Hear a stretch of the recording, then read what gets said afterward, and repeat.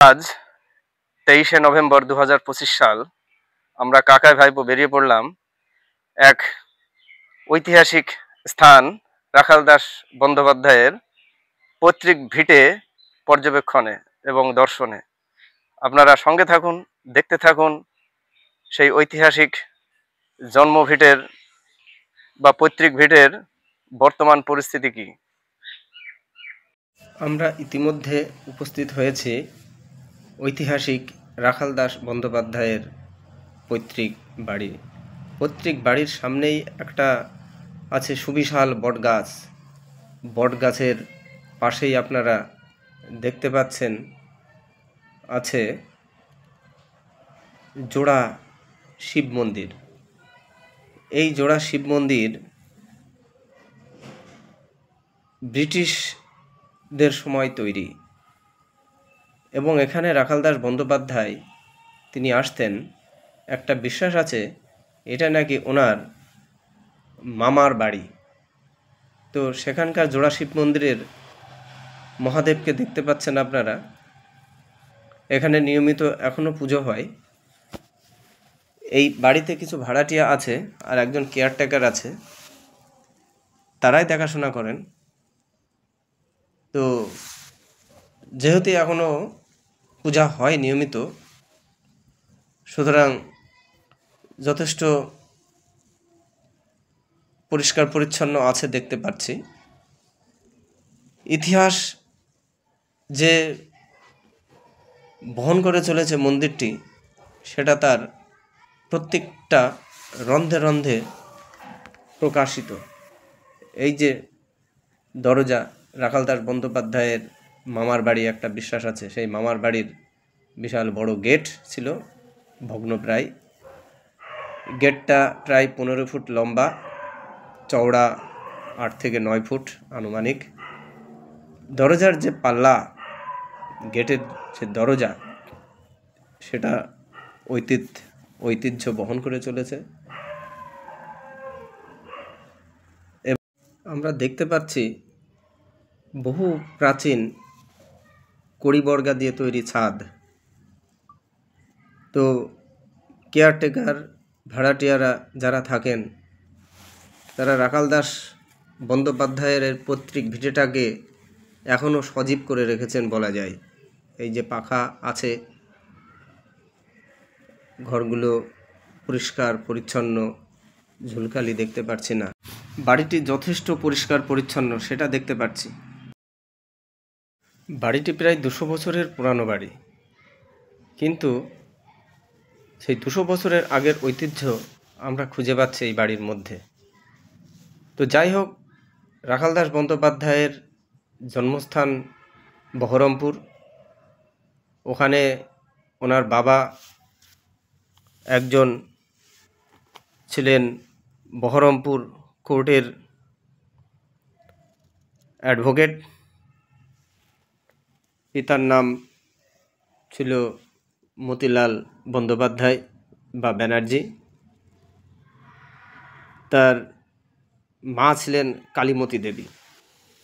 তো একটা বিশ্বাস আছে কালীমতি দেবীর এটা বাবার বাড়ি।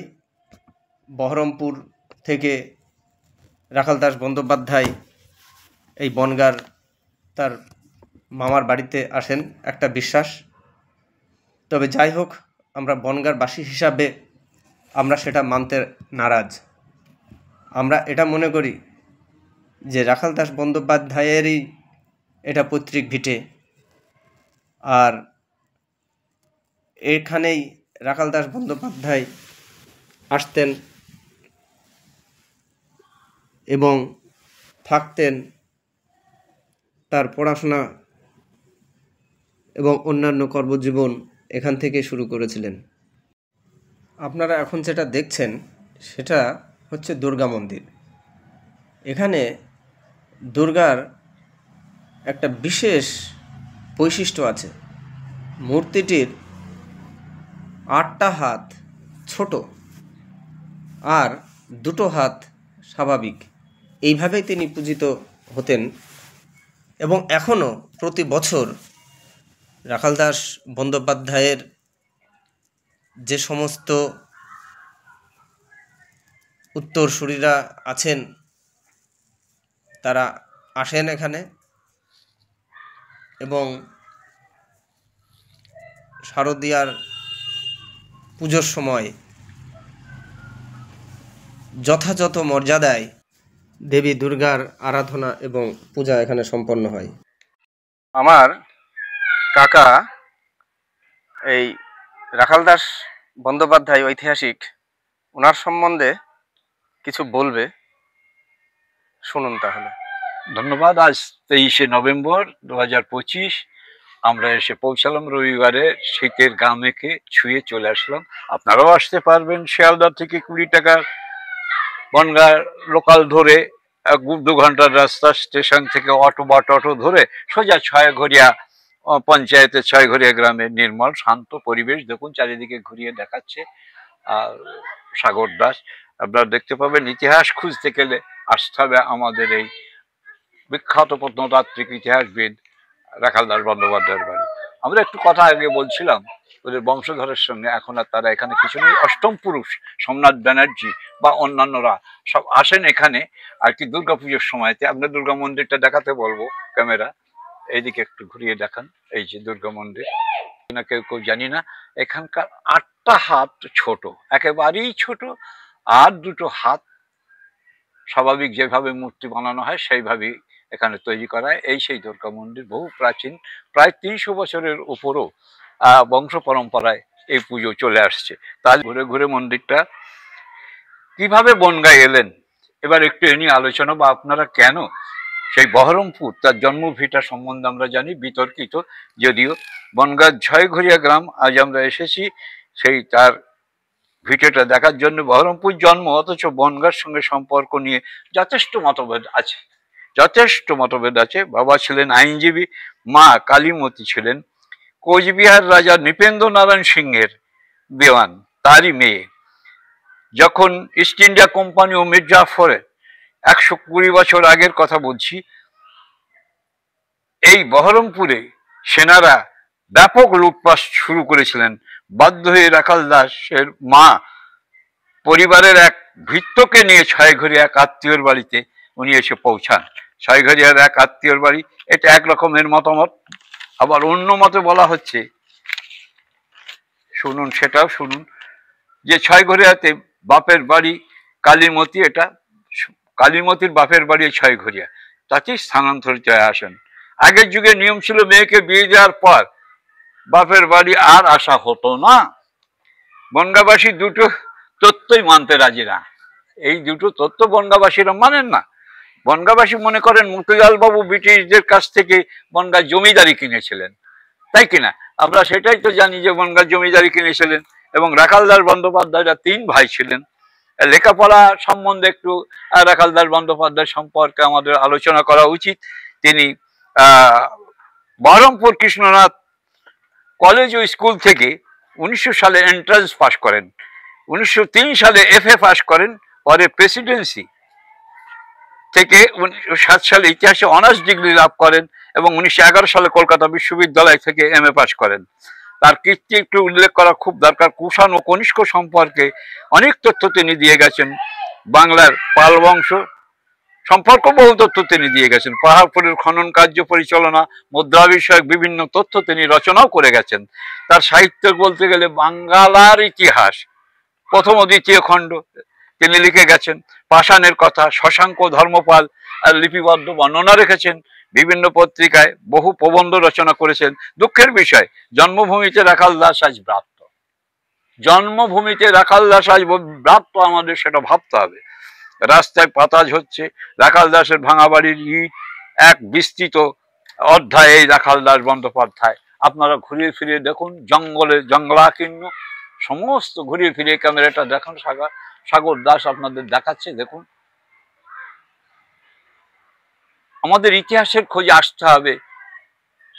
যারা সেই 8ম শ্রেণী 9ম শ্রেণী বা আরো পিছনের দিনের কথা, সেই যে পাত্রগুলো দেখতাম, সেই যে রাখালদাস বন্দ্যোপাধ্যায়ের ছবি আমরা দেখেছিলাম, সেগুলোকে আজকে আমাদের অনুভব করতে গেলে বনগাঁকে অবশ্যই আসতে হবে। রাখালদাস বন্দ্যোপাধ্যায় তিনি আর.ডি. ব্যানার্জি নামেও পরিচিত ছিলেন। তিনি প্রধানত মহেঞ্জোদারোর আবিষ্কারক হিসাবেই পরিচিত, কিন্তু এর পূর্বে তিনি একজন অ্যাসিস্ট্যান্ট হিসাবে ইন্ডিয়ান মিউজিয়ামের আর্কিওলজিক্যাল সার্ভে অব ইন্ডিয়াতে যোগদান 1910 সালে। 1920 সালে মধ্যপ্রদেশের ভুমারাতে একটা গুপ্ত যুগের শিব মন্দির আবিষ্কার করেন। সেখান থেকে সূর্যদেব ও গণেশ দেবতার মূর্তি আবিষ্কার করেন, যেটা ইন্ডিয়ান মিউজিয়ামে সংরক্ষিত আছে। তিনি আমাদের কাছে বিশেষভাবে পরিচিত মহেঞ্জোদারো আবিষ্কারের জন্য। এই মহেঞ্জোদারো আবিষ্কার করেন 1922 সালে। এ প্রসঙ্গে একটু বলে রাখি, 1921 সালে দয়ারাম সাহানি আবিষ্কার করেন হরপ্পা সভ্যতা। হরপ্পা ও মহেঞ্জোদারো অনেকে গুলিয়ে ফেলেন। সময় ধরে আমাদের সঙ্গে আছেন, তার জন্য ধন্যবাদ। আরও সঙ্গে থাকুন, দেখতে থাকুন আরও বিশেষ বিশেষ বিষয়, যেটা আমরা জানছি সেটা আপনাদেরকে জানাচ্ছি। সঙ্গে থাকুন, সঙ্গে থাকলে আরও বেশি জানতে পারবেন। এই যে শিব মন্দিরের পিছনের অংশ আপনারা দেখছেন, অতীত ঐতিহ্য এখনও বহন করে চলেছে। সরকার থেকে যদি হেরিটেজ বিল্ডিং ঘোষণা করে ব্যবস্থা গ্রহণ করে, তাহলে এই ইতিহাসের সাক্ষী হয়তো আরও বহু বছরের পর বছর ধরে এইভাবে টিকে থাকবে। সঙ্গে থাকুন। স্টুডেন্টকে দেখতে পাচ্ছি, আচ্ছা, তারাও একটু এসছে কথা বলা যাক, আমাদের মতো। একটু কথা ঠিক বলি। আছে, আচ্ছা, আমরা প্রিয়াঙ্কা সরকারের সঙ্গে কথা বলছি। এনারা, আপনারা একটু দয়া করে এদিকে আসুন, একটু সময় দিন। প্রিয়াঙ্কা সরকার, আপনি? পূজা পাল, শ্রাবন্তী রায়, আপনি? তিয়াশা দাস, ব্রততী মণ্ডল। দেখছেন, এরা এসছেন হাবড়া থেকে। সবার বাড়ি হাবড়া? সবার বাড়ি হাবড়া, তাই তো? তো ঠিক আছে। তো আপনারা ইতিহাস সম্বন্ধে নিশ্চয়ই কম বেশি জানেন বা পড়েছেন বা ছোট করে জেনেছেন। আর আপনাদের যে অনুপ্রেরণা দিয়েছেন, ইন্সপিরেশন দিয়েছেন যে এখানে একটু আসার দরকার, বা তাগিদ জন্মিয়েছে যে আপনারা এখানে আসছেন। তো আমরা এমনি ঘুরতে ফিরতে প্রায় আসি। আমরা বনগাঁয় বাড়ি, আমরা শিক্ষক ও ভাই। আমি অবসরপ্রাপ্ত, উনি আমাদের ক্যামেরাম্যান সাগর দাস, উনি অ্যাক্টিং, উনি 12 ক্লাস স্কুলের ইংলিশ টিচার। তো যাই হোক, সেই প্রসঙ্গ আমরা আসবো না। আমরা আসছি যে এখানকার পুজো 300 বছরের উপরের পুজো।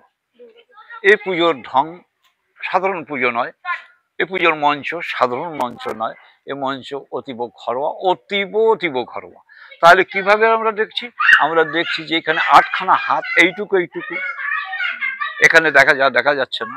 দুর্গা মন্দিরটা একটু ঘুরিয়ে দেখায়। হ্যাঁ, দুর্গা মন্দিরটা একটু ঘুরিয়ে দেখায়। হ্যাঁ, দুর্গা মন্দিরটা আপনারা যেখানে পূজা করেন, সোমনাথ ব্যানার্জি অষ্টম পুরুষ, রাখালদাস বন্দ্যোপাধ্যায়ের অষ্টম পুরুষ, অর্থাৎ 8th জেনারেশনের, তারা এখানে উপস্থিত হন দুর্গা পুজোর সময়।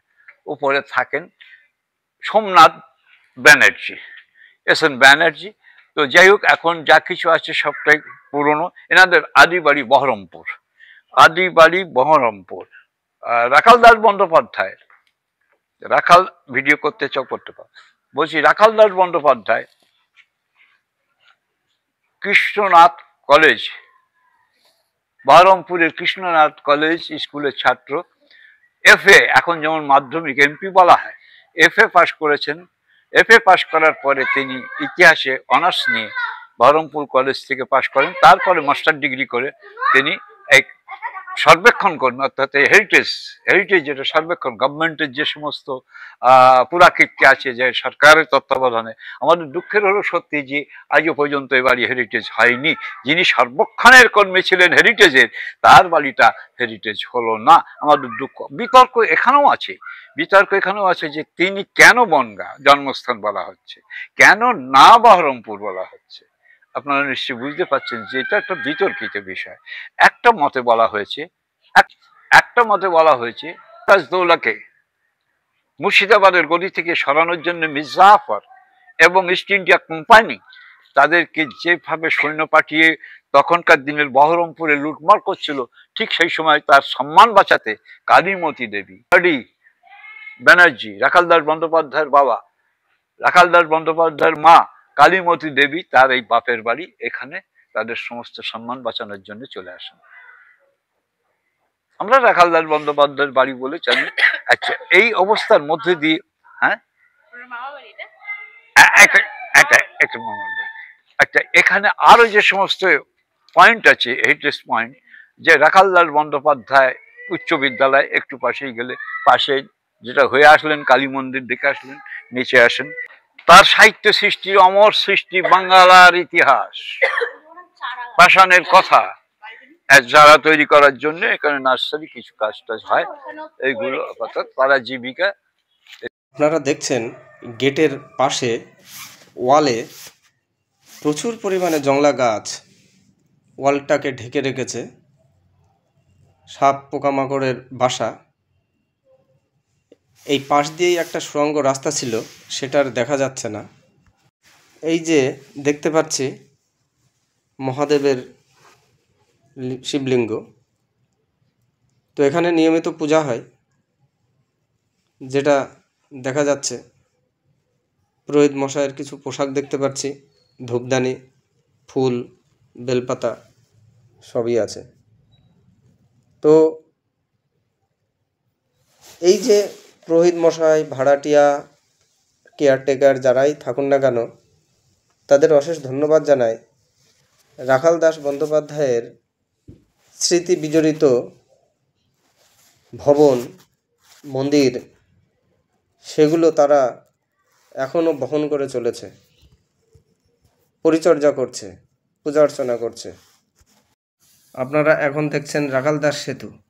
রাখালদাস বন্দ্যোপাধ্যায়ের স্মৃতির উদ্দেশ্যে তাকে ধরে রাখার জন্য এই সেতু নির্মাণ করেছে। এই যে দেখতে পাচ্ছেন রাখালদাস সেতু। এছাড়াও রাখালদাস বন্দ্যোপাধ্যায়কে মনে রাখবার জন্য তৈরি হয়েছে ছয়ঘড়িয়া রাখালদাস বন্দ্যোপাধ্যায়ের নামে ছয়ঘড়িয়া রাখালদাস হাই স্কুল। ছয়ঘড়িয়ার মানুষ তাকে মনে করে যে তার পৈতৃক ভিটেই এখানে। বহরমপুর তার জন্মভিটে হলেও বনগাঁবাসী তাকে মনে রেখেছে ছয়ঘড়িয়ার সন্তান হিসাবেই। দেখতে পাচ্ছেন রাখালদাস বন্দ্যোপাধ্যায়ের মূর্তি।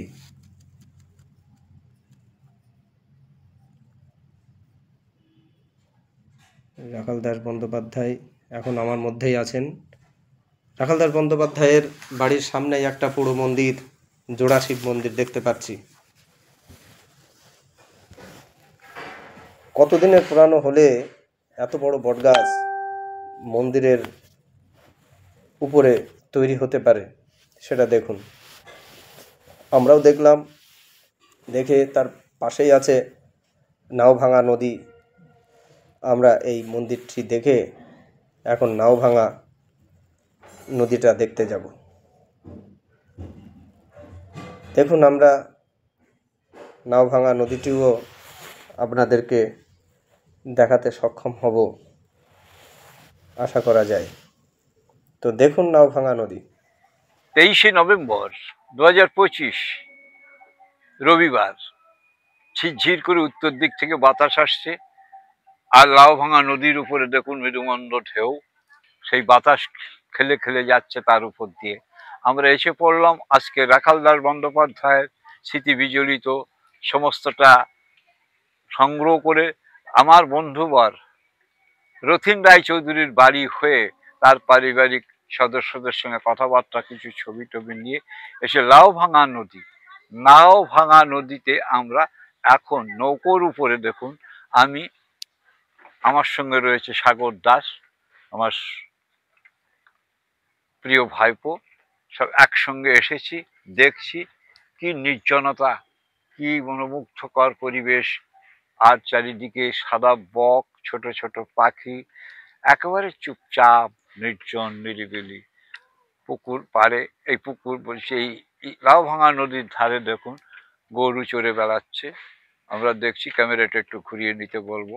হ্যাঁ দেখুন, আর বাঁশ গাছ ঝুঁকে পড়ে গেছে আজকে সেই লাউভাঙা নদীর ধারে। আপনারা দেখছেন, এখন যেন মনে হচ্ছে যে নদীকে কিছু কি কথা বলবো। ও নদী রে,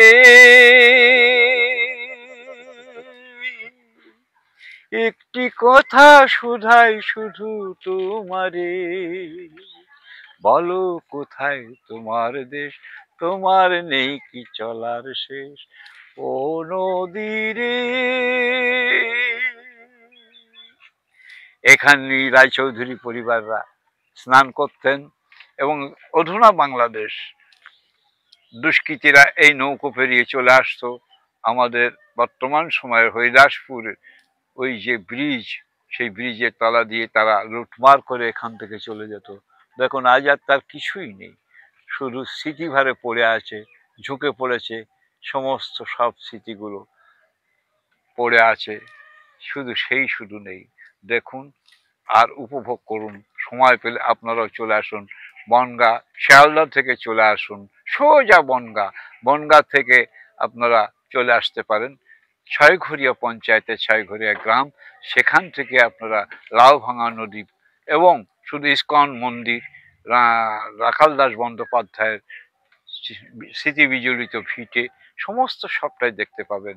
আমাদের রায়চৌধুরী পরিবার এবং পুরনো শিব মন্দির সমস্তটাই এখানে দেখতে পাবেন। দূরে দেখুন মায়েরা আদুল গায়ে স্নান করছে, সমস্ত সবটাই দেখুন। এখানে দেখার মতন গ্রামীণ পরিবেশ, স্নিগ্ধ পরিবেশের মধ্যে দিয়ে আমরা আজকে এসে রবিবারে সময়টা কাটিয়ে যাচ্ছি। ধন্যবাদ।